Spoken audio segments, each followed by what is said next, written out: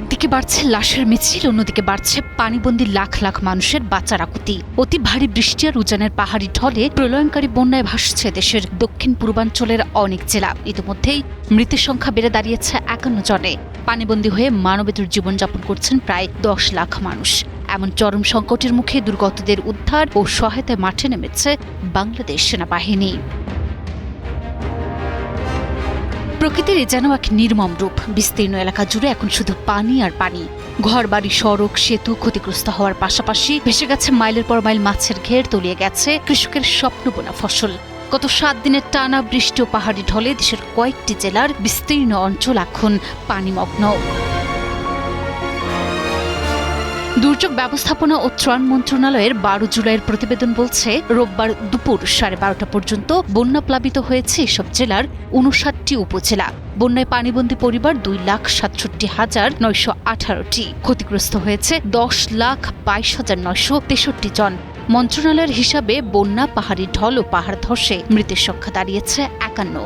শনিবার মৃতের সংখ্যা ছিল ৪৪, যার মধ্যে সর্বোচ্চ ২৮ জনের মৃত্যু হয়েছে কক্সবাজারে। এছাড়া চট্টগ্রামে ১৩, বান্দরবানে ৬, রাঙ্গামাটিতে ৩ এবং মৌলভীবাজারে ১ জনের প্রাণহানি ঘটেছে।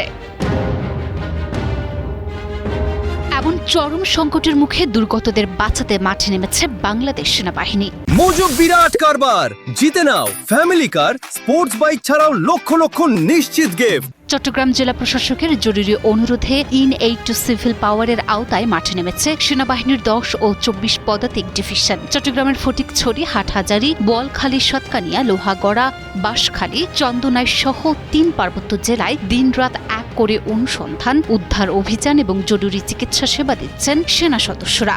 সরকারি উদ্যোগের পাশাপাশি স্থানীয় স্বেচ্ছাসেবীরাও আটকে পড়া মানুষদের মধ্যে গরম খাবার ও জরুরি সামগ্রী পৌঁছে দিতে কাজ করে যাচ্ছেন। মন্ত্রণালয়ের সাম্প্রতিক এক হিসাবে দেখা গেছে, জলবায়ু পরিবর্তনের এই চরম ধাক্কায় ২০২১ থেকে ২০২৫ সালের মধ্যে শুধু বন্যা ও ঘূর্ণিঝড়ের কারণেই দেশের অর্থনীতিতে ক্ষতি হয়েছে প্রায় ৪১,২০০ কোটি টাকা। আর এই সময় ক্ষতিগ্রস্ত হয়েছেন ১,৭৭,০০,০০০-এরও বেশি মানুষ। এদিকে রাঙ্গামাটি ও বান্দরবানে বন্যা পরিস্থিতির কিছুটা উন্নতি হতে শুরু করেছে।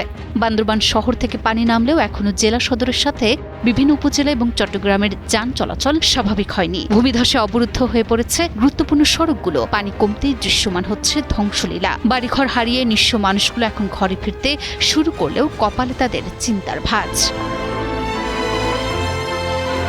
তবে স্বস্তির সুযোগ নেই বললেই চলে। বন্যা পূর্বাভাস ও সতর্কীকরণ কেন্দ্র জানিয়েছে, দেশের ৩টি নদীর ৪টি পয়েন্টে পানি এখনো বিপদসীমার ওপর দিয়ে প্রবাহিত হচ্ছে। দক্ষিণ পূর্বাঞ্চলে পানি কমলেও উত্তর পূর্বাঞ্চলে নতুন করে বন্যা পরিস্থিতির অবনতি হতে পারে। আগামী ২ দিনের মধ্যে দেশের নতুন করে আরও ১৫টি জেলার নদী সংলগ্ন নিম্নাঞ্চলে স্বল্পমেয়াদী বন্যা পরিস্থিতি তৈরি হওয়ার শঙ্কা প্রকাশ করেছে আবহাওয়া অধিদপ্তর ও পানি উন্নয়ন বোর্ড।